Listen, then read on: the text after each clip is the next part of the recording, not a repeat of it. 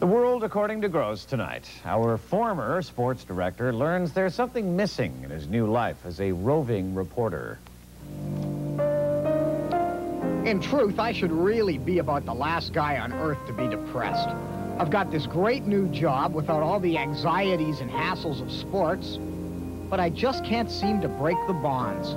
Peter, you're suffering a fairly common syndrome, what we like to call career displacement depression.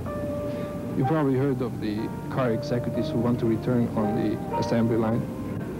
What you need is to find a place, no matter how insignificant, a place to do a sportscast, just to get it out of your system. Good morning, Steve and Leacock. Time for the LTV News. I'm Corrine, and here's Steve with the sports. Thanks, Corrine. Stephen Leacock Collegiate in Scarborough is one of only 2 high schools in Ontario offering a full TV production course. Just like City TV, Leacock has a studio, and 3 times a week they create their own news and sportscast.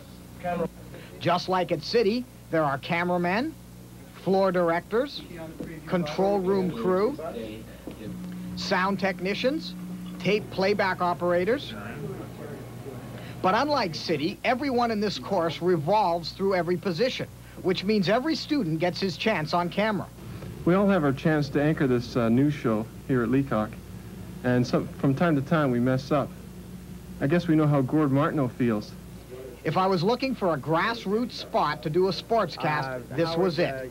And typically, it isn't what you know in television, it's who you know. Well, you know, this is really against board policy, but seeing as you do have some experience as a sportscaster, we'll let you audition. No promises. Peter Gross with the sports. Thanks, Doreen. Thank you, Corrine. Okay, the Leacock track and field season is fast approaching. As you recall, last year, I thought you said this guy had experience. And the following became Ontario champions. Laurie. That's good. Because the following became Ontario champions. Oh, geez, no wonder they don't let them do the sports. What you doing? Well, let's face it.